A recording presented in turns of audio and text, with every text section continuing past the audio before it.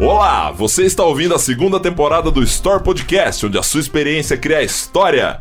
Eu sou o Nandão, do Sempre Basquete, estou ao lado do Always Learning, o Will Coast. Olá, minha rapaziada, como é que vocês estão, senhoras e senhores que estão nos escutando mais uma semana? É um prazer inenarrável, tanto quanto imensurável estar na presença de vocês, em vossos carros, em vossas casas, em vossos celulares. É maravilhosamente bem estar aqui, Nandão. Muito bem. Antes de mais nada, aquele recadinho para quem ainda não segue o Store Podcast. Senta o dedo no like e começa a nos seguir para receber as notificações sempre que o nosso episódio for ao ar, no YouTube e no Spotify. O Store Podcast conta com o apoio cultural da Unoesc FM e Real Time Vídeos e Produções. O Bloco 2 tem o apoio cultural da Livraria Persa, uma realização Sempre Basquete e Always Learning. E para escrever a história de hoje, convidamos essa dupla que faz da inovação a sua praia. A publicitária especialista em estratégias de marketing, designer e empreendedora no desenvolvimento de identidades visuais, responsável pela comunicação do Polo Inovale e mamãe do Eric na trilha, a super esquecida Luana Martins. Seja bem-vinda ao Store Podcast. Obrigada, que recepção. Esqueceu de uma coisa. O quê? Esposa do Tcheco. Ah, esposa do Andrei. Do filho, né? Do filho. Boa. Gente, prazer estar aqui. Fiquei muito feliz com o convite, me sentindo meio estrela aqui hoje, hein? Com essas Super feras. estrela. Bota a palminha. Obrigada, gente. Mais que eu posso contribuir com muitas histórias aí hoje. Com certeza, obrigado por ter vindo. Obrigado. E junto dela, o administrador, fundador da startup Ecotextil, ex-secretário de Desenvolvimento e da Educação de Joaçaba, diretor do Polo Inovale e papai do Gustavo, o acelerado Severino Dedea. Seja bem-vindo ao Store Podcast. Obrigado. Fez uma baita pesquisa aí, já resumiu completamente a história. Obrigado pelo convite. Agradeço o espaço aí pra gente poder contar um pouco dessa jornada. E vamos lá. Vamos lá. Obrigado, Severino, por ter vindo. Acelerado foi ela que falou, tá? Depois você resolve com ela. Ela não tá mentindo.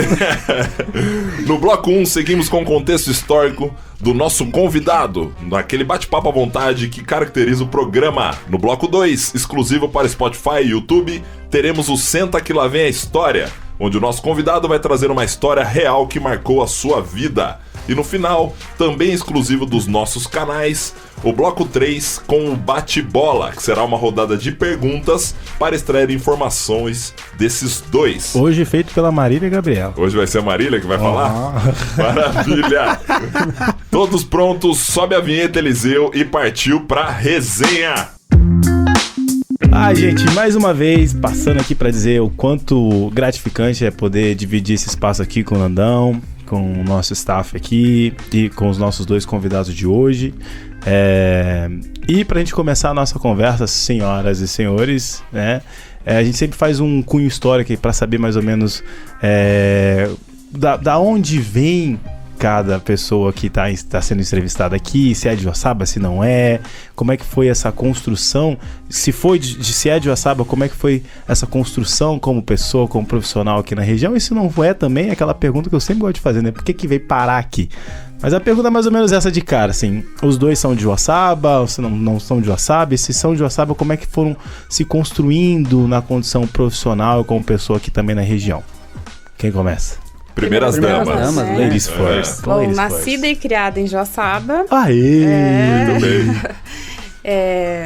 Eu acho que pela metade da vida aí a gente tem que se perguntar de onde que a gente veio às vezes, né? Porque eu, como boa esquecida, vou abstraindo algumas coisas da vida aí. Mas, enfim, criada aqui em Joaçaba, sou formada em Publicidade e Propaganda, aqui pela Unoesc mesmo, pós-graduada em Estratégia de Marketing aqui na Unoesc mesmo também. Pensei em ir pra fora, né? Mas acho que desgrudar um pouquinho da família pesou. Uhum. Claro que várias oportunidades que eu tive, eu fiz curso fora, Curitiba, Porto Alegre, enfim, a gente vai buscar onde é necessário, né? Uhum. Profissionalmente, então, trabalhei em jornal, trabalhei em revista, trabalhei como analista de marketing aqui no Unoesc também. Sou designer, então tenho a minha empresa com desenvolvimento de identidade visual. E há 2 anos atrás acabei me vendo no Centro de Inovação Inovale. Uhum. A convite da Jéssica Mota, inclusive. E topei o desafio, porque foi logo depois da maternidade, eu tinha essa vontade de ter pessoas ao redor, de trabalhar de novo em equipe, e eu vi ali uma grande oportunidade de estar junto com esse ecossistema. Foi ali que eu conheci esse sacristão, né? Profissionalmente, porque até então só como parente. Esses são parentes, né? Eu também descobri isso hoje. Ô, louco, gente. Ele é prima do meu marido. Nossa senhora. Parente a gente não escolhe, né? Daí, chefe... A piada tava pronta, né? Chefe a gente poderia escolher. Agora então vai ser um bate-bola entre família. Vai ser, né? Então tá tudo de família. Quando eu fui pra lá ainda era o Ricardo Antonello, o diretor. Boa. Não fui eu que escolhi esse aqui. Mas isso, veio no pacote pronto. No pacote, mas também... Então, mas a família também é Joaçaba, então, né? Sim. Família de Joaçaba, nascido, criado em Joaçaba. Sou formado em administração pela UNOESC Joaçaba, pós-graduação em auditoria, perícia e licenciamento na gestão ambiental pela UNOESC Chapecó. Dentro deste período e dessa jornada, então, virei empresário, criei uma startup, uma longa história aí de empreendedorismo e inovação, vários projetos de fomento, captação de recurso. Essa startup se instala em Luzerna, cidade vizinha. Lá em 2017 eu não consegui, então, instalar a Ecotextil em Joaçaba por uma questão de plano diretor, regularidades, legalidades do município que não entendia o que era uma startup, uma empresa inovadora. Consegui instalar na incubadora de Luzerna. 2017, então, entro para a prefeitura na Secretaria de Desenvolvimento Econômico e Inovação. Na época era Indústria, Comércio, Turismo e Agricultura. Tudo junto. Tudo junto. Que loucura, hein? E aí começamos um projeto que hoje se tornou o Centro de Inovação Joaçaba. Era uma obra parada e aonde realmente a gente identificava que pessoas da nossa região, bons talentos, deixavam de ficar na região e iam para grandes capitais e até para mercado americano, mercado europeu trabalhar, por falta de espaços condizentes das novas atividades, né? E daí, depois da Secretaria de Desenvolvimento Econômico e Inovação, fui para a Secretaria de Educação. E da Secretaria de Educação, hoje, então, continuo na CEO da Ecotextil e diretor do Polo Inovale. Nas horas vagas, pai e ciclista. Ciclista. Sobra tempo. Sobra tempo. A Lana esqueceu de falar que ela é trilheira também, né? Trilheira. Esse ano tá bem paradinho. Tá bem paradinho? Não tá levando mais o Eric pra trilha? Não, o Eric Ele tá sozinho já. Ele tá no apartamento já. Cara, teve um dia que eu tava no céu, eu tava almoçando no restaurante ali. E aí, eu tava vendo assim, você viu que o Eric, porque eu sei lá com o Eric bebezinho, né? E o Eric tá fazendo umas trilhas, eu falei assim, mas o menino nasceu esses dias, gente, como é que ele tá fazendo umas trilhas? E eu fui olhar no Instagram, cara, quantos meses você fez a primeira trilha com ele? 4 meses, porque a gente tava no meio do mato, cara. Chapada. E o mais engraçado é que as pessoas me encontram na rua. Não é você que é a mãe do Eric na trilha? Eu falei, pronto. Famosão. Zero identidade, né? Eu sou a esposa do Tcheco. Agora eu sou mãe do Eric na trilha. Pô, mas olha aí, cara, tá fazendo um impacto legal na região. Não, pelo menos uma vez por ano, perto do aniversário dele, a gente se programa pra fazer uma viagem, né? Cara, e como é que é pra... Você vira, não que eu não tenho seja a mesma dúvida. Mas como é que tu leva uma criança? Como é que uma criança se porta numa trilha assim, sabe? Tipo, porque a gente sempre tem aquele cuidado, né? Não, talvez tem que esperar um pouquinho, né? Certos cuidados e tal. Como é que é lidar com recém-nascido no primeiro momento? Agora ele já tá com quantos anos? Quase 3, né? 4? Meu Deus, tá passando muito rápido. Hoje deve estar mais fácil, né? Ou não? Na verdade, pesa mais, né? Quanto maior ele fica, mais peso. Então, eu vou dizer pra vocês que é mais o preparo dos pais ou de quem vai levar, né? Normalmente, a gente não vai sozinho, justamente pra gente intercalar. Normalmente, vai os dindos, que são super parceiros, tudo planejado, inclusive. Então, é mais sobre a disposição da gente mesmo, da gente estar preparado fisicamente e gostar, né? Desde pequenininho, quando eu comecei a levar ele pro mato, pra trilha, ele balançava as perninhas, ele ficava feliz. Então, meio que... Primeiro a criança tem que gostar. E depois a gente tem que se preparar pra isso, né? Verdade. Tanto com equipamento, quanto... Acho que mais fisicamente do que Cuidado redobrado, né? É pra isso que a gente faz academia, gente. Exato. Você falou sobre ser mais fácil, eu acho que agora deve ser mais difícil, porque ele quer correr já, né? Então agora... imagina segurar o menino. É verdade. Ele não fica também muito tempo na mochila, né? Uhum. Então, tem todo esse cuidado do ambiente que dá pra soltar, do ambiente Na que é mochila melhor pra ele isso, tá né, mochila. Lu? Por favor, não fica dizendo que tu prende o piá na mochila, né? Esquece o menino no cargueira carro, de não faz esse tipo Calma de aí, coisa calma não, aí. né, mãe? Pelo amor de Deus. Então, tira a lanterna, tira o Eric da mochila, tira... Todos os equipamentos, mas segurança em primeiro lugar. E a mochila é mais pelo conforto. Ele até dorme na mochila, né? Quando ele era menorzinho, mamava e passava metade da trilha Que dormindo. vida boa, né, cara? Imagina subir numa montanha na mochila. Ele pegava só a coisa parte melhor. boa, né? Só a paisagem. Só a paisagem. O esforço Não, eu já fiz ele sofrer também. Vou dizer que teve alguns perrengues. Mas isso ele vai ver só depois, vai gatinha né? aí, cara. Esse ele vai ver as pirambeiras que ele subiu pendurado, ele vai ver só depois. Talvez ele vai processo. Nossa senhora. E Severino, cara, e como é que foi nessa sua construção, vindo da administração, pensar em algo realmente inovador, né? Porque o seu projeto hoje ele é muito bem falado pelo impacto que ele faz e tal, a vertente que ele tem. Como é que foi ter criado isso? De onde saiu essa ideia de criar o Ecotêxtil? Durante a minha pós-graduação, eu fiz a aplicação num programa chamado, uma ferramenta, né, chamada Produção Mais Limpa dentro de uma confecção onde eu trabalhava. Uhum. Já contei essa história aí para muitas turmas, até para mostrar que empreendedorismo às vezes é só tirar a bunda da cadeira, né? E dentro dessa pós-graduação, então, faço a aplicação da ferramenta de produção mais limpa e já faço dentro da confecção onde eu trabalhava para otimizar tempo, né? Uhum. Porque pai de família, criança pequena, pagando apartamento, pagando carro, pagando faculdade. Então, como todo bom brasileiro, um monte de carnê e pouco salário. Boleto todo dia. Muito boleto. Meu Deus, fala boleto, já me deu tremelique aqui. Esse meio tá difícil. E nesse levantamento da produção mais limpa, então no diagnóstico, ficou observado que naquela confecção onde eu trabalhava, 20% da matéria-prima que era comprada era descartada em forma de lixo. E aí você começa a pensar, e fui até indagado por um orientador na época, que ficou abraço ao seu Sericato lá de Pinhalzinho, professor da universidade em Chapecó. E ele disse o seguinte, cara, 20% da matéria-prima a confecção joga fora. Tem empresa que trabalha com uma margem de lucro menor que isso. Caramba. Então, assim, começa a despertar o interesse do que você pode fazer com aquele resíduo. E essa é uma prerrogativa desse programa, dessa ferramenta de produção mais limpa. E aí você começa a tentar estudar formas de otimizar aquele resíduo. Eu vou conseguir recolocar ele na produção? Não é possível. Eu vou conseguir transformar um novo produto? Foi o que eu tentei. Ou vou fazer um descarte de forma correta, né? Que às vezes é o primeiro caminho.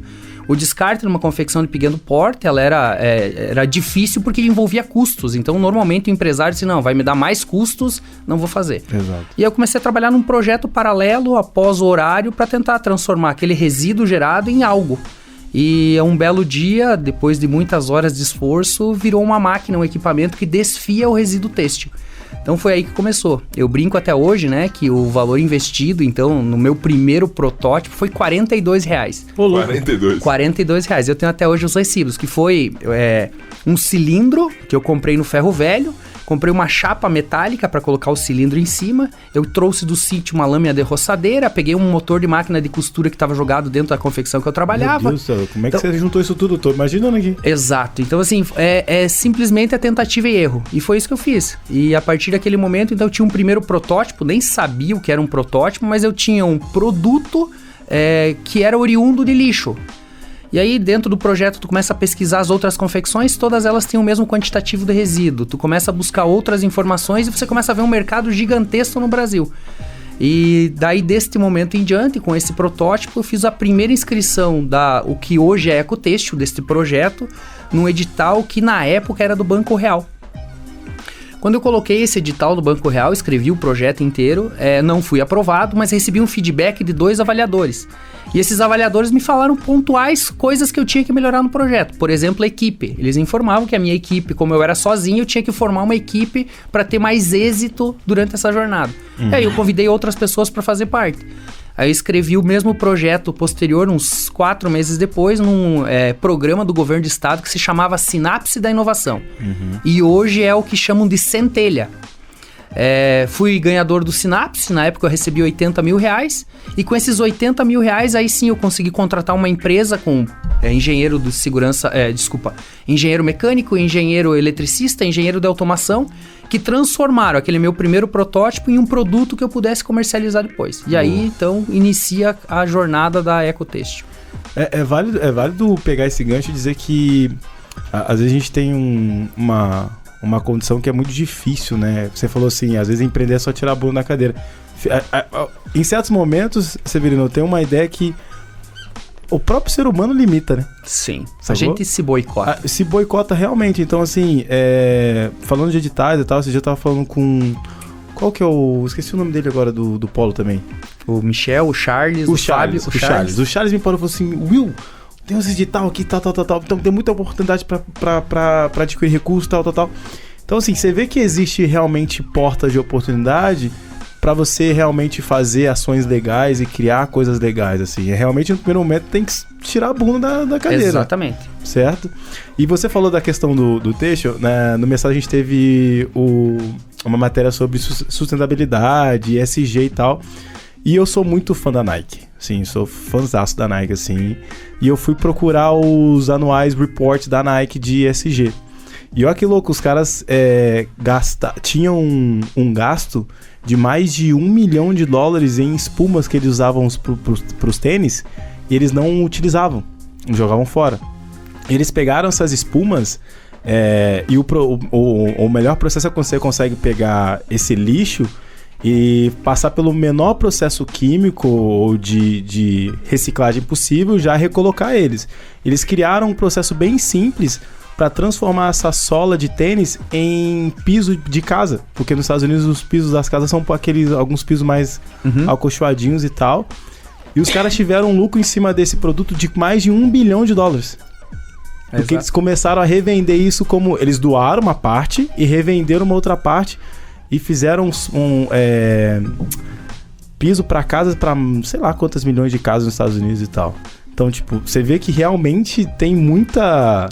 Também está falando de uma empresa totalmente capitalizada, né? Correto. Mas existe essas possibilidades de reutilização e de negócio também nessa condição sustentável. O que a gente comenta muito dentro do Inovale é que, e isso é pauta de quase todas as nossas falas e palestras, né? É que realmente você identifica um bom projeto quando ele é um problema. Quando você consegue resolver um problema. Para a Nike, o resíduo era um problema. Sim. E ela tem que encontrar uma alternativa para transformar aquele problema numa oportunidade, né? Da mesma forma na confecção onde eu trabalhava. O resíduo era um problema que não foi identificado pela confecção. Então, esse cuidado que a população deve ter na busca do empreendedorismo é realmente identificar um problema, validar esse problema para que ele possa se transformar em um produto. E se alguém está disposto a pagar por esse produto, tem muito projeto disposto a financiar a execução e a realização dele. Se a gente levar em consideração, por exemplo, o Joaçaba. Joaçaba tem um programa chamado Contribuinte Incentivador. Ele já está no 2º ciclo esse ano. E o que é bem legal do programa, né? Todo e qualquer cidadão do Brasil, do mundo, pode propor um projeto inovador para o Conselho de Inovação do município. O Conselho te dá uma carta de captação. E com essa carta de captação, você pode ir em qualquer munícipe de Joaçaba e pegar 20% do IPTU dele para transformar aquela ideia em um negócio. E há um limite, lógico, de R$40 mil de ticket, né? Então, cada ideia pode captar até 40 mil. No primeiro ciclo, nós tivemos 5 startups e elas estão todas hoje instaladas dentro do Centro de Inovação. Nesse segundo ciclo, que se encerrou as inscrições, acho que assinaram o termo faz uns 30 dias de recebimento, agora eles começam a captar, né? Mais 5 startups. Essa iniciativa da própria prefeitura para dar condições para que o cidadão consiga empreender dentro do município e gerar raízes, ele é uma ferramenta extraordinária para todo cidadão. Sim. Porque você tem muita gente com ideias magníficas, maravilhosas, e às vezes tu fica estupefato da questão de onde saiu uma ideia tão simples e tão boa. E às vezes os termos que a gente usa, startup, porque é só pra gente, talvez que tá envolvido com alguma tecnologia, acaba afastando, né, as pessoas. Mas como o Seve falou, talvez o processo de inovação tá muito mais dentro da qualificação do problema, do conhecimento do problema, saber quantas pessoas têm aquele mesmo problema, para depois a solução. Porque se você não tem ferramentas ou algum tipo de conhecimento, você vai conhecer pessoas que conhecem, que podem te ajudar, ou oportunidades, ou seja, recurso financeiro, ou recurso humano mesmo, para desenvolver aquilo. Então, às vezes, porque eu não tenho uma startup, eu não vou me inscrever. Mas não, se você tem um problema e tu tem uma ideia de que como pode ser resolvida, que vai servir para outras pessoas também, por que não se inscrever, né? Exato. É isso. Esse é o Store Podcast, onde a sua experiência cria história. Eu sou o Nandão, tô aqui com o Will hoje recebendo o Severino e a Luana. Lu, você trouxe agora um pouco do que significa a inovação. Então vamos voltar lá do início. Vamos explicar pro pessoal, porque eu vejo assim, a primeira vez que eu ouvi sobre inovação, você pensa logo em tecnologia ou em alguma coisa muito mirabolante que ninguém nunca viu no mundo. Mas acredito que não seja necessariamente isso. Então, o que é inovação? Do que se trata a inovação? Lógico, como tu fala, essa inovação aonde não tem nada no mundo é o que a gente chama de inovação disruptiva, né? Que é o caso do lançamento do smartphone. Mas não necessariamente a inovação se dá somente nesse modelo. Ela pode ser uma inovação radical, nesse caso, como ela pode ser uma inovação incremental. No conceito básico, você tem que ter algo inovador, algo novo no mercado, que tenha comércio, que consiga monetizar. No conceito básico é isso.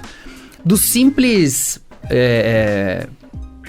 um simples alerta, uma simples cordinha amarrada na porta do veículo e na cadeirinha da criança, que faça a mãe lembrar de que o filho está no banco de trás ao ir ao trabalho, até um smartphone, são inovações.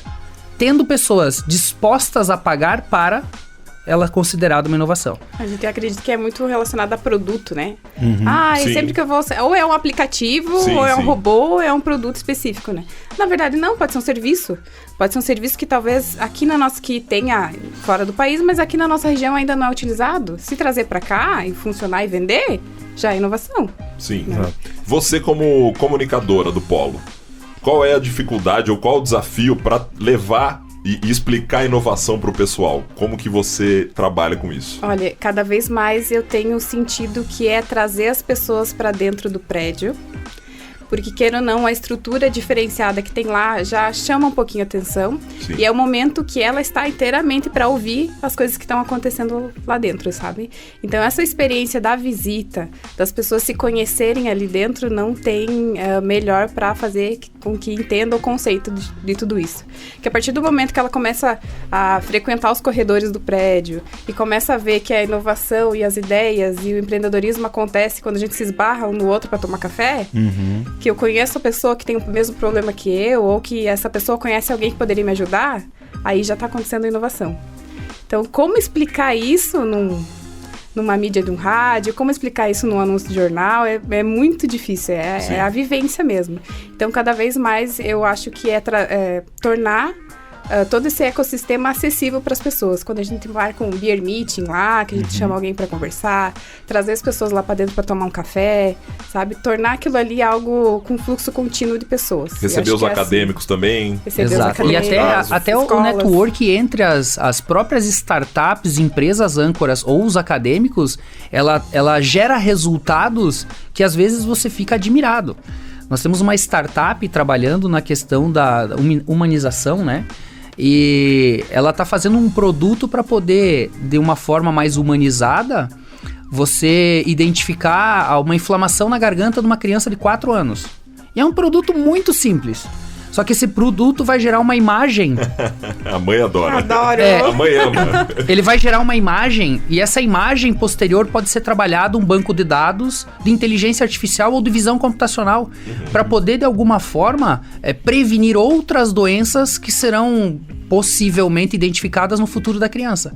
Então, essa sinergia que acontece dentro de um espaço inovador, ela é extraordinária porque você coloca várias pessoas de várias especialidades em conflito do que eles conheceram, da vivência que eles tiveram na academia ou na vida. Eu brinco nas minhas falas sobre empreendedorismo, né? Porque eu não sou da engenharia, eu sou da administração. E por incrível que pareça, eu fiz soldar ferro fundido e aço inox.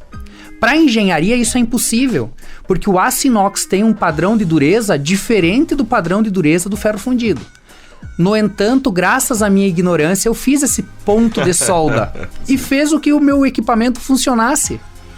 E isso eu sempre brinco, então, com o pessoal da engenharia, que às vezes a ignorância é uma virtude. Não é ignorância, é teimoso de sete sarandias. Também. Vamos falar a verdade aí. Também, Lu, também. E essa questão de você poder realmente trocar essas experiências entre todas as pessoas é extraordinário o resultado que ela traz. Exato. Você consegue observar, assim, um crescimento coletivo gigante. Porque cada startup está em um estágio dentro do Centro de Inovação e ela colabora com a evolução da que está um pouco menor, ou a menor já tem um processo de venda melhor do que está mais tempo, mais evoluída. E isso tudo vai tornando um processo de crescimento orgânico de todas as startups lá dentro. Então, existe uma receita? Não existe. Não existe nada que a gente possa dizer assim, olha, segue esses caminhos que vai dar certo. A gente tem pilares balizadores para dizer assim, olha, se você tiver um problema, se você conseguir identificar o valor e resolver esse problema, se você tiver uma equipe e conseguir financiamento, você tá com 90% do caminho percorrido. Boa. Caraca. Lu, vocês estão falando aí, eu dou umas viajadas no podcast aqui, e aí eu tento voltar e formular um questionamento interessante.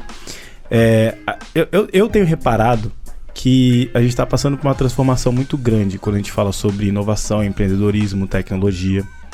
E eu comecei também a dar uma olhada que as marcas hoje, principalmente as grandes marcas, ela tem mudado o jeito na qual elas estão, o jeito estratégico de acrescentar valor à sua marca. Então elas estão se voltando muito mais a questões culturais, elas estão se voltando muito mais a manifestos sociais e tal. A minha pergunta é para você, Lu, como é que você vê esse movimento hoje, né, que as grandes marcas estão fazendo? Então você vê grandes marcas, um exemplo, a Budweiser hoje fazendo o que não tem nada, no primeiro momento, não tem nada a ver com um festival de música, mas ela hoje é uma produtora de festival de música, ela é uma financiadora de um evento musical. E todas as outras marcas, né? Você vê a Heineken hoje voltada extremamente para uma condição ambiental, trazendo a marca dela que no primeiro momento é cerveja, mas hoje vendendo. Então, por exemplo, a Heineken botou um comercial domingo, 8h30 da noite, no horário mais nobre da televisão, falando sobre sustentabilidade, não falando sobre cerveja. Como você vê isso, né? Essa atuação dessas grandes marcas para acrescentar valor? E como também isso pode ser utilizado em micro-regiões aqui. Como exemplo, eu, dono da minha venda, posso vincular a minha marca a algo que realmente seja efetivo e me traga um retorno diferencial competitivo de valor aqui na minha micro-região. Primeiro, eu acho que a gente teve uma onda muito grande de tecnologia. Então, muita tecnologia, corroborou, atendimento robotizado, deixou a gente um pouquinho distante, né? Ou digital, enfim. Então, as marcas tiveram que voltar um pouquinho, retroceder um pouquinho para avaliar mais o comportamento humano. E se aproximar mais das culturas. Então, como elas fizeram isso? Elas tiveram que levantar bandeiras. Quais eram os pontos sociais que estavam sendo discutidos aí na sociedade que elas poderiam abraçar. Por exemplo, a Natura teve o caso polêmico até, né, que gerou muita discussão nas redes sociais, de igualdade de gênero e tal. Então, ela tem que levantar a bandeira para se aproximar dessas comunidades. Sim. Num segundo momento, eu acho que ser vulnerável, né? A gente se apresentar como não perfeição, mas mostrar as vulnerabilidades. Por exemplo, Dove começou a trazer mulheres reais, porque, na verdade, quem consumia eram mulheres reais e não capa de revista. Sim, né? sim. A pele, os problemas que a gente tinha de suor, enfim. Se aproximar cada vez mais da realidade das minorias. Então, acho que foi essa estratégia para agregar esse valor. É meio como se fosse uma resposta à tecnologia que estava afastando as pessoas, sabe? Animal. Sim. E aqui, para as nossas empresas, pelo menos que eu tenho discutido com as pessoas que eu converso em relação a isso, avaliar realmente o comportamento das pessoas, do seu público, né? Principalmente quem já está consumindo, porque está consumindo. E não uma pesquisa enorme, mas às vezes sentar para ouvir, porque a tradição da nossa região aqui é a gente comunicar como que as pessoas, como a gente quer ser visto pelas pessoas. Sim. E na verdade a gente já tem uma reputação, né? O branding fala muito sobre isso, que a gente cria uma reputação e não necessariamente é aquilo que a gente quer que as pessoas pensem sobre nós. Mas é conforme a experiência e o contato que ela teve, não só aquele raciocínio que a gente programou naquele texto de anúncio. Mas sim, num outro momento, quando ela pediu o banheiro emprestado, eu costumo brincar assim, né? Pedi o banheiro emprestado numa loja no centro. Como é que era o banheiro? Como é que era o papel higiênico? Já aconteceu comigo um dia que a gente tava fazendo uma ação social, não vou falar o lugar, mas a gente tava fazendo uma ação social na frente da prefeitura, desde as 6 horas da manhã. Era umas 11 horas, eu tava apertadíssimo. Eu atravessei a rua e pedi pra usar o banheiro de um lugar. A mulher olhou pra mim e falou assim, não pode usar o banheiro, só cliente pode usar o banheiro. Eu olhei e falei assim, sério, cara? Sério, desculpa, mas não pode. Então, e eu acho que tem a ver com isso que você tá falando, né? Cria essa reputação, justamente. Imagina a mensagem de receptividade que ela passou na hora, né? Então... Eu fiquei abismado com o cara. Por favor, não pode, desculpa, mas não pode. E infelizmente pra loja não é só o proibir a utilização do banheiro, né? É o contexto de proibir uma pessoa que tem toda uma família, que tem todo um vínculo de pessoas aonde você não vai dar boas referências. Claro. Por mais que você não conheça o produto que a empresa está ofertando, tu não conheça a forma a qual ela atende, infelizmente criou-se algo muito difícil de quebrar. Sim, nesse convívio. Eu fiquei chateado. Eu falei, eu não vou voltar nesse lugar. Exato. Então, quantos momentos diferentes de contato que você pode ter com aquela marca, né? A identidade visual é uma das ferramentas.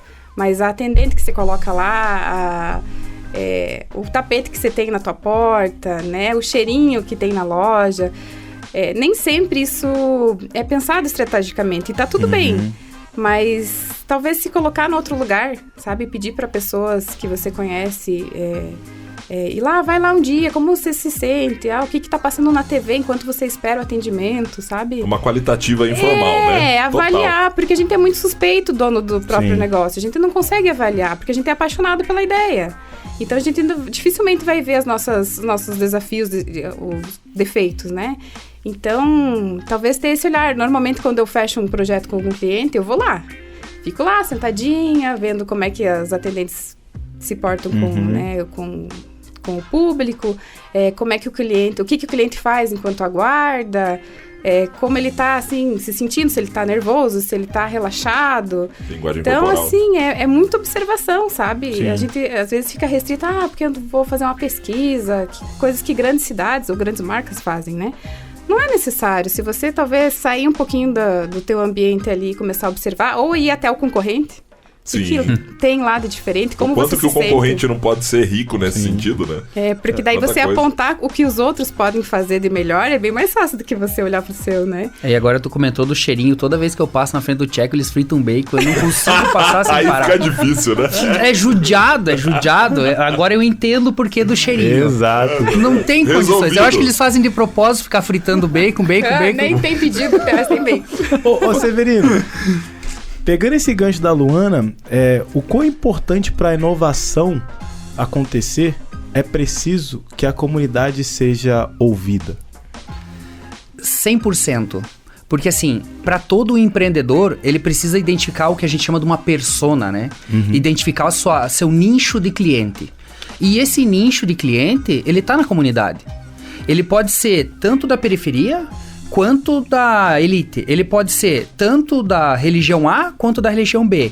Dependendo muito do produto ou do serviço que ele vem desenvolvendo e trabalhando, ele vai ter que encontrar dentro do modelo de negócio deles aonde ele vai se posicionar.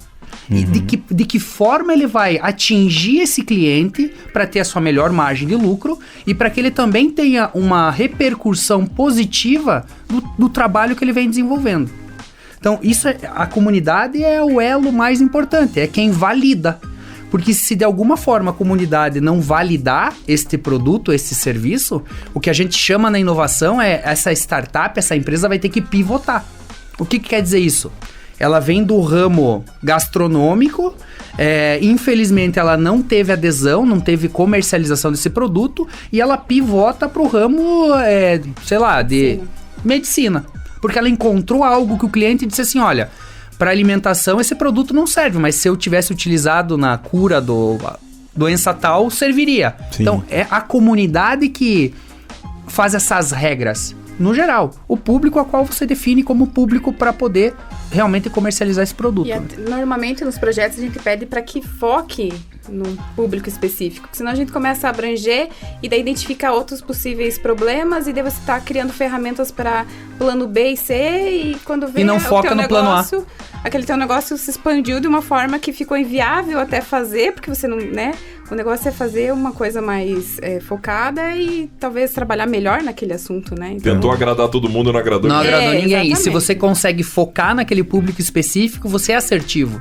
Porque você sabe o que ele quer, que horas ele quer, que cor ele quer, que formato ele quer, tudo isso porque ele é um público muito específico. Essa observação que a gente faz, que a gente comentou antes, vai acontecer da mesma forma na inovação.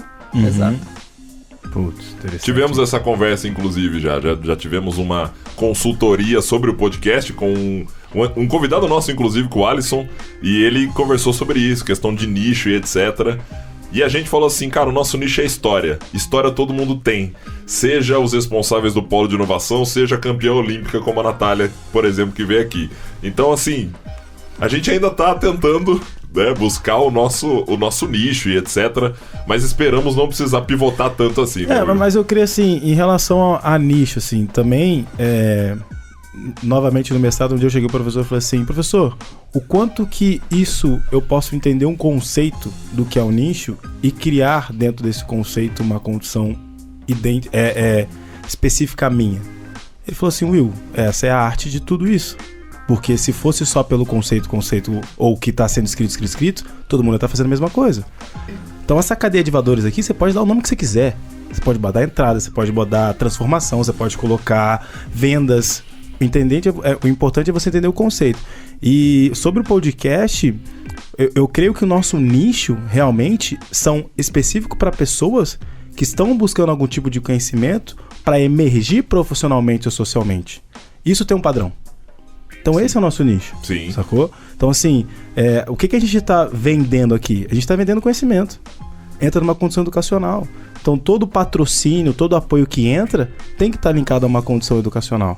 Seja uma livraria, seja uma condição de vídeo, seja a própria universidade. Mas todas estão linkadas a uma condição educacional. O nosso nicho é esse. Ele não está rotulado, mas eu acho que ele está claro. Ele está intrínseco. Sim. Entendeu? E assim, pra mim isso é uma coisa que lá no fundo me deixa seguro, porque a gente sabe com quem a gente está comunicando. E logicamente dentro desse processo a gente vai olhando os dados e falando, putz, é isso aqui. Mas o legal que a gente tem visto na prática, principalmente, que eu fico até feliz, é a galera parando a gente na rua e falando assim, cara, o podcast de vocês é o podcast que a gente vê que tá à frente. Não de outro, mas porque a gente tá vindo aqui entregando o quê? Conhecimento. Sim. Através da história de vocês que estão aqui passando anos de prática pra essa galera, sacou? Conhecimento pra mim, eu sou um nicho do meu próprio produto, entendeu? Então, isso é sensacional, cara. Eu só tenho que agradecer. E não tem fórmula pra nada, né? Hoje em dia, eu acho que principalmente na inovação, não tem errar. Você aprende, assim, quando erra, você aprende com erro, né? Exatamente. Não tem assim, mas a minha ideia não deu certo. Cara, não é bem assim, né? Ou ela vai ser aproveitada numa outra área, ou ela vai servir para alguém construir uma próxima etapa. Eu acho que assim, vou inovar, mas eu não tenho certeza se vai dar certo. Ninguém sabe. Talvez você queria alimentar alguém, mas acabou descobrindo a cura do câncer, né? Pode ser que isso aconteça. Talvez. Antes da gente terminar esse primeiro bloco, eu queria perguntar para vocês. Teve alguma startup que não deu certo dentro do polo? Não precisamos citar nomes nem nada, mas uma ideia inovadora que parecia ser maravilhosa, mas simplesmente não funcionou. Até para que o público entenda, o Polo Inovale ele não se restringe a 8 de dezembro de 2020, onde foi inaugurado o prédio, né? Sim. O movimento Polo Inovale, o Inovale, ele vem desde 99, era Etivarp, 2008 aproximadamente, quando se torna um projeto Inovale. Tivemos várias startups que tiveram bons resultados e na metade do caminho sucumbiram. É muito tempo de história. Assim como a gente já tem startups que estão com um grande sucesso. E aí eu posso citar um exemplo, que é a ODM de Luzerna. A ODM de Luzerna é uma empresa que trabalha com pesquisa odontológica. Ela faz máquinas para doutores especialistas para que eles possam realmente melhorar suas pesquisas lá na área da odontologia. E dentro disso, você imagine que ele exporta para 27 países e um dos equipamentos dele calcula quanto de fluido passa dentro de um dente. O pesquisador coloca o dente no equipamento, ele calcula quanto de fluido passa. Qual a finalidade? Para testar se a pasta de dente para sensibilidade, qual das pastas tem melhor ação ou melhor desempenho num dente humano. Louco. Que loucura.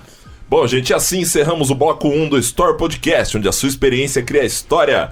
Ao ouvinte da rádio no ESC FM que quiser acompanhar o episódio na íntegra, é só acessar o Spotify ou o YouTube do Store Podcast na próxima quarta-feira.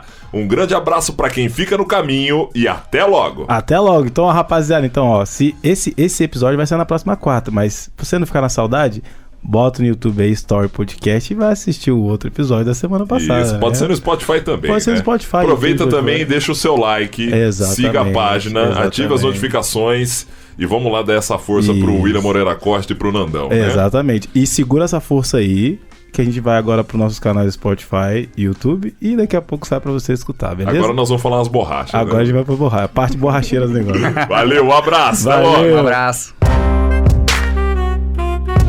E para você que está conosco no Spotify ou YouTube, está ouvindo a segunda temporada do Store Podcast, onde a sua experiência cria história.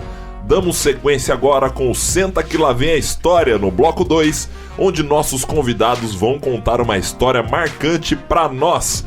Primeiro com ele, Severino, traga a sua história pra gente, por favor. Então vamos lá.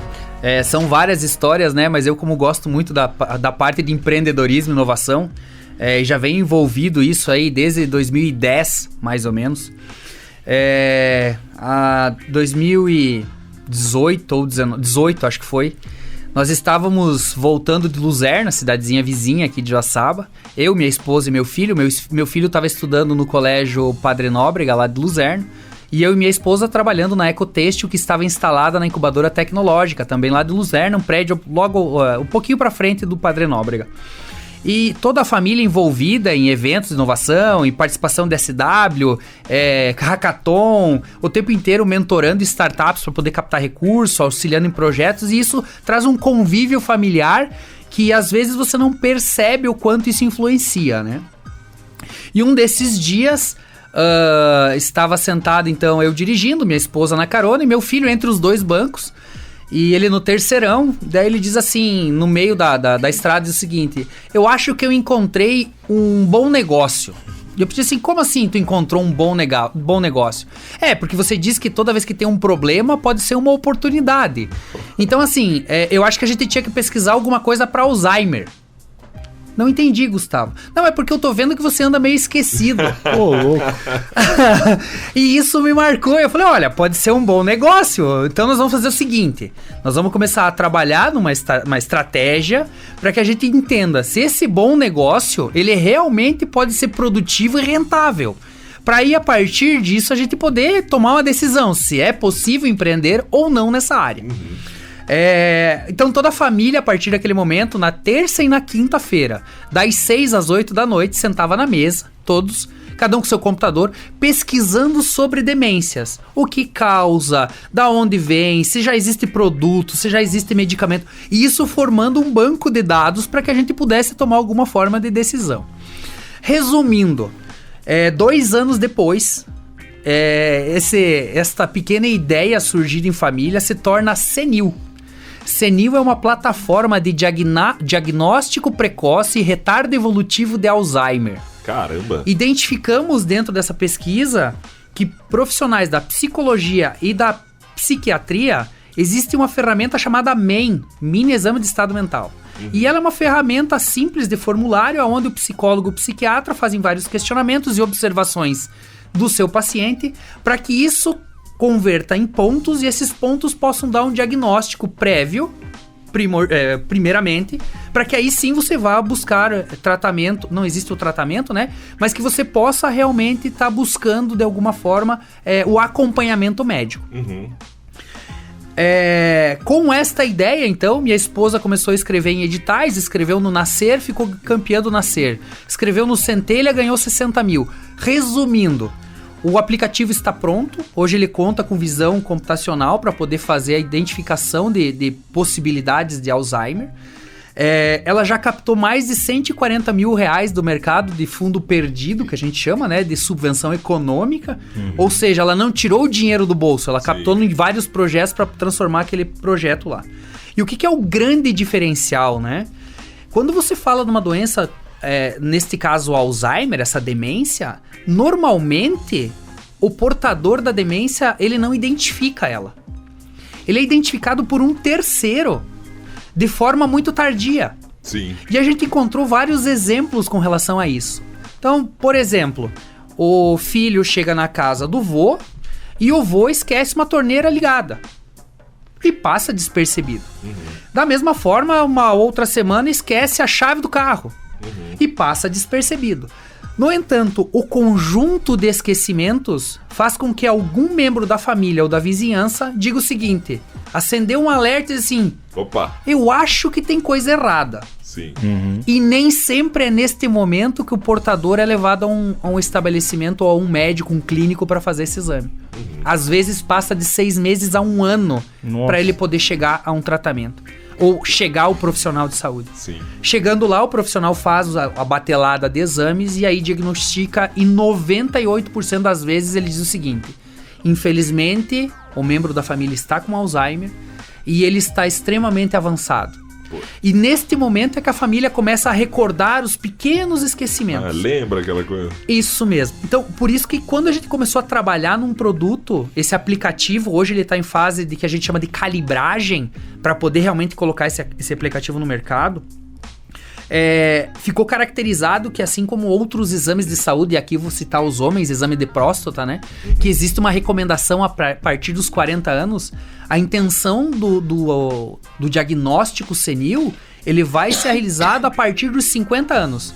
Para que as pessoas realmente possam ter esse acompanhamento evolutivo dos esquecimentos de vida. Sim. Porque ele também pode ser único e somente algo de estresse, né?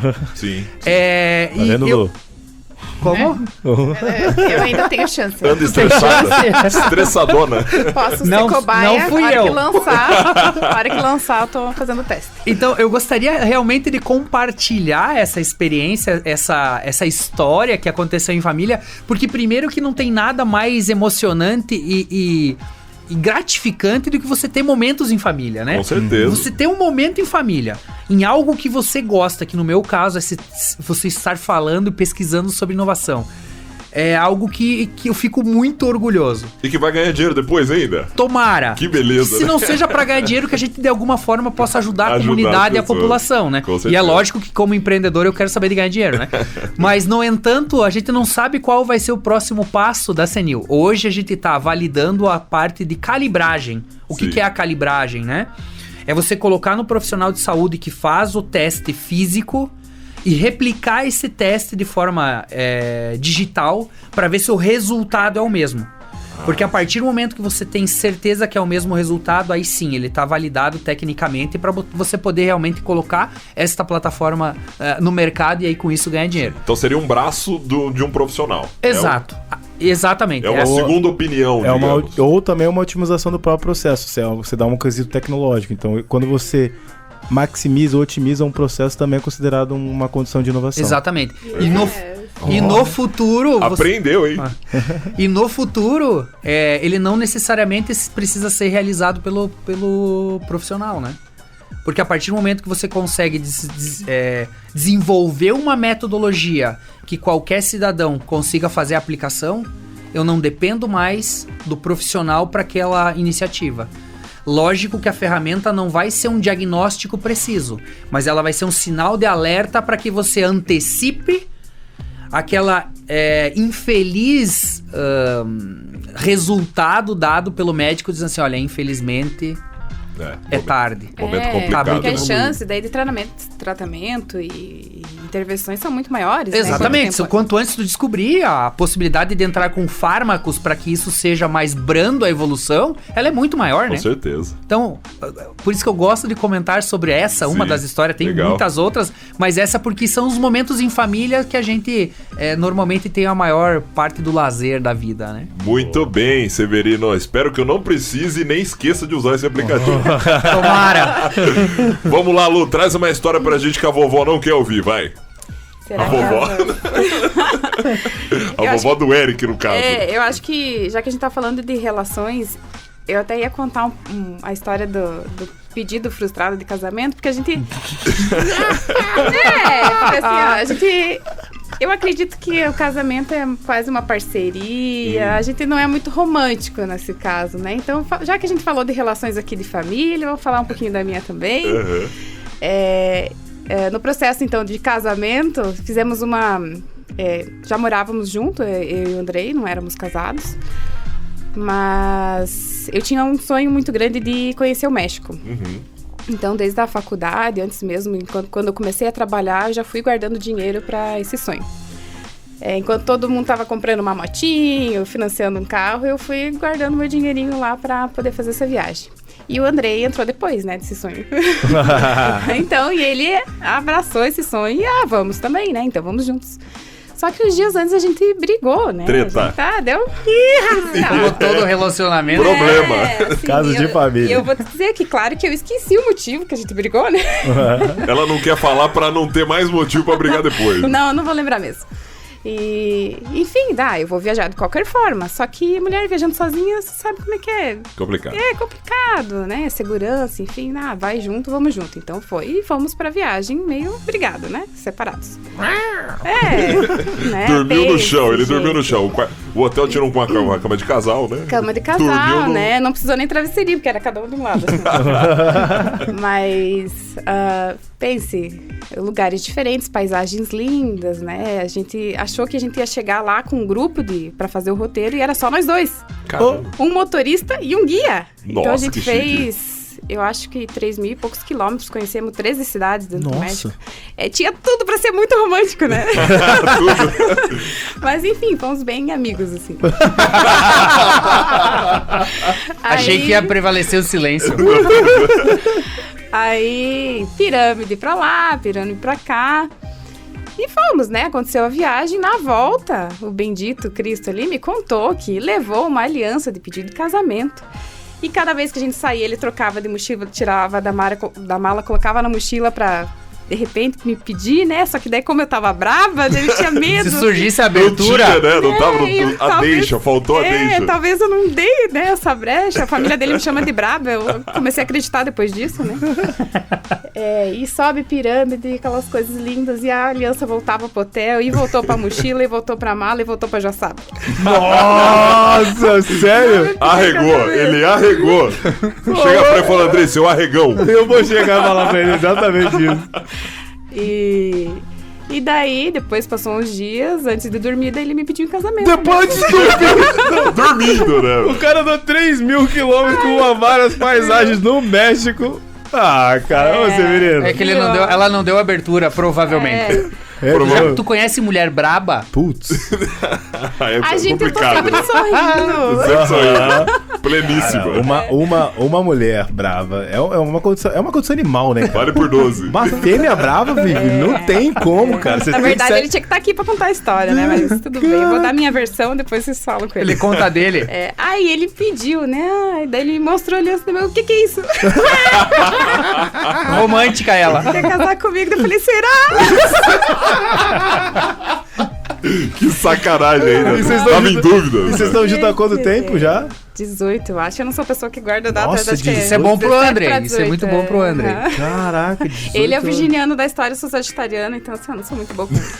Cara, Mas é bom, né, 17 cara? anos já. Aham, 17, vou fazer meu 18. Deus, quase que eu tenho de vida. Então, entende? Que parte da minha história, metade é com ele, então é isso, né? Sim. Cara, que legal. Enfim, que daí eu aceitei. Aí, ó, Ele tá casou, teve o Eric, levou ele pra trilha com 4 meses, não Levamos. contou pra avó. Essas coisas de roteiro de viagem aí com criança, fica todo mundo apavorado, porque não é comum, né? A gente levar criança pequena pra esses lugares. Principalmente precipícios, né? Montanhas. Precipício. E essas coisas nós Canyon, Meu assim. Deus, que mãe. Exatamente. Fazer uma consultoria de mãe responsável por você, Lu. Depois que daí a gente conta, né? Depois que passou. Porque mas- tem situações que a gente tem que tirar a mochila das costas, porque lugares fendas, né? Que não passa. Aí fazemos tipo uma corrente humana, vai passando a mochila, outro lado de cima segura a mochila e segura a pessoa que tá segurando a mochila, né? Pra não cair, porque né? Gente. Meu Deus. E a mochila... Talvez se caísse muita coisa nas redes, talvez o pessoal ia me proibir, me cancelar, né? Mas não, tudo certo. Essa parte não vai pro Instagram. Mas Não vale vai, né? lembrar que Não a vai, mochila só era o filho dela, tá, gente? Ela fala mochila pra não dizer que o que tava na mochila era o filho dela. Era o filho. Entendeu? Então é o loucura. apelido do Eric. Eu vou chamar o Eric de quando ele encontrar o Eric. Mochilinha. E aí, mochila, beleza? Mas assim, sempre foi feliz, nunca aconteceu nada, a gente sempre vai com muita segurança. Claro, então, com certeza. é, Brincadeiras um à pouquinho parte, de coragem, tá tudo bem, né, né? gente? Um Coragem. Eu aqui no meu imaginário pensei uma pirambeira de 100 metros de altura e 10 centímetros pra pôr o pé. Imagina, Nossa. né? Acredito que não era isso, né? E Eu um acredito- passando pro outro. É, assim, a não, mochila assim, ó, ainda. meu imaginário foi longe. Então fica no imaginário e não entra no Instagram dele. Ah, pô, vamos torcer pra isso. Maravilhoso, é com esses relatos que a gente encerra o bloco 2 e sem papo furado vamos direto pro bloco 3 que vai exigir dos nossos convidados algumas reflexões sobre a vida e suas particularidades. Medo. Vamos lá, para finalizar o Store Podcast com chave de ouro, a gente vai fazer um bate-bola. Aqui faremos perguntas pontuais para vocês com uma regra. A gente tem 24 segundos no cronômetro, como na posse de bola do basquete, e na hora, na hora que eu terminar a pergunta, o Will dá o play ali no cronômetro, mas é tranquilo, tá? Fica tranquilo. Se estourar o cronômetro, tem que passar a bola pro parceiro. Beleza? Todo mundo pronto aí? Uhum. Vamos lá então, William? Vamos Vai fazer lá. alguma perguntinha hoje? Não, hoje eu vou... Até porque o Severino ali, coitado, tá com a Ele agenda precisa ir cheia. embora, né? Ele já tá me olhando com Vou uma cara que ficar- precisa ir embora. Vou ficar inventando moda hoje não. Então vamos lá, Severino, pra você primeiro. Qual a maior inovação da sua vida? Ecotêxtil. Ecotexto.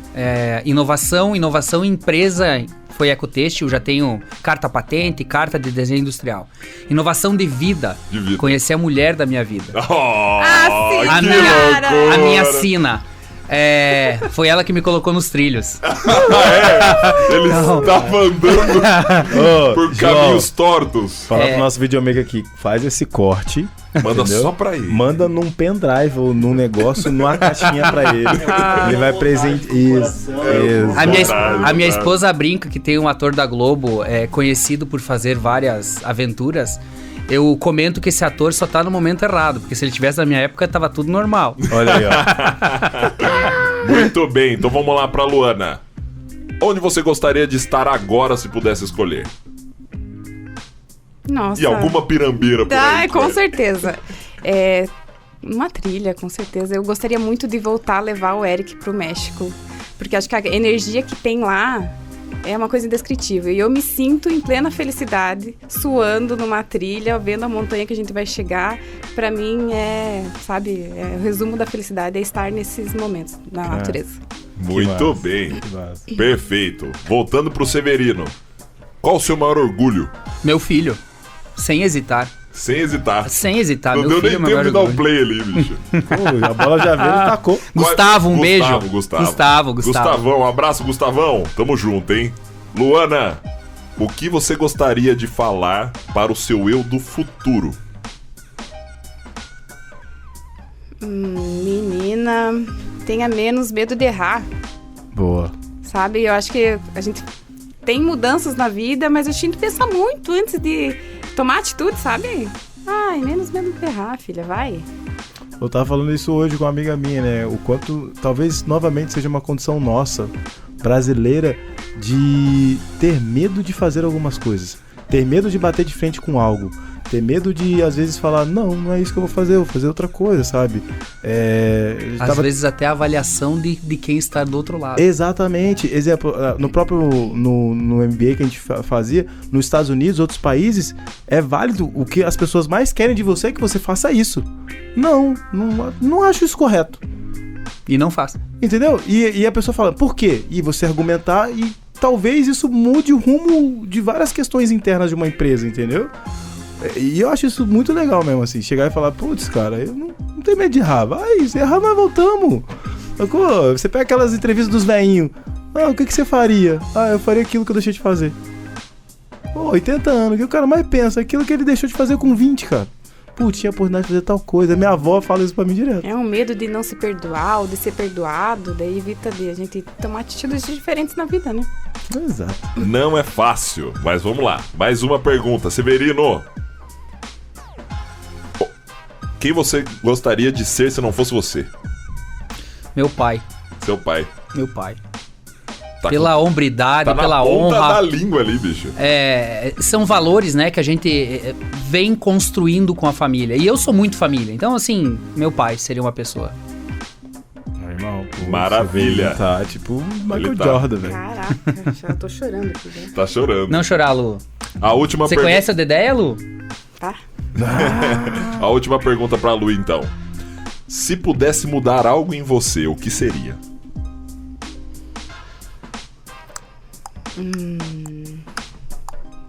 Que eu mudaria em mim? Ai, sei lá, talvez tirar alguns medos desnecessários que eu preciso trabalhar. Por exemplo, depois da maternidade, eu tive medo de avião. Tô com muito medo de avião. Sério? Ah, gente, a gente vai pra terapia daí, né? Vai, Se vai. resolve fácil. Andar mas- no precipício tá ok, precisa. mas Tá valendo. andar no avião não é com ela. É, umas coisas assim pra que a gente se proponha coisas com mais intensidades na vida, assim. Eu tenho muito medo agora. Eu fui ficando mais velha, fui ficando com mais medo. Subiu um Eu monte de tiraria food. isso. Vamos eu era tirar melhor antes, sem os medos.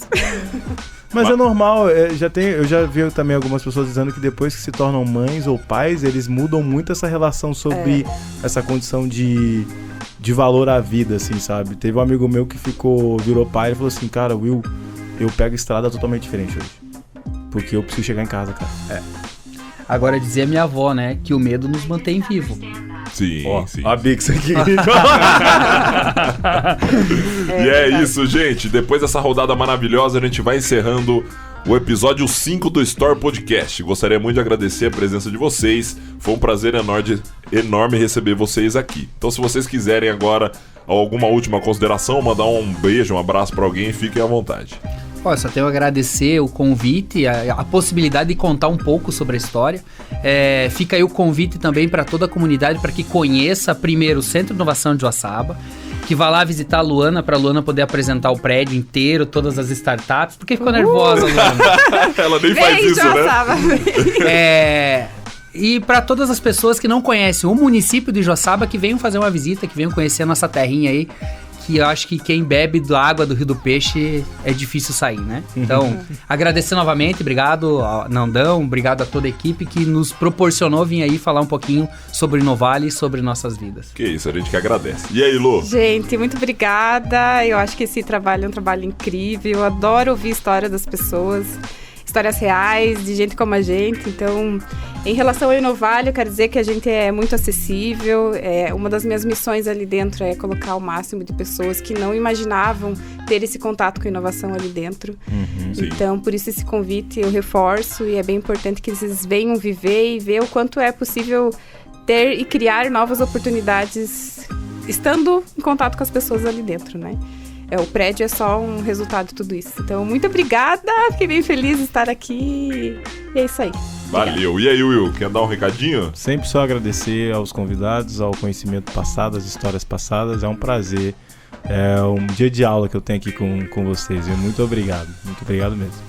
É isso aí, o recadinho final é lembrando pra quem ainda não segue, deixar o seu like, seguir a gente e acompanhar os próximos episódios do Store Podcast. Esse foi o episódio número 5. A gente se encontra no próximo. Um grande abraço e até logo.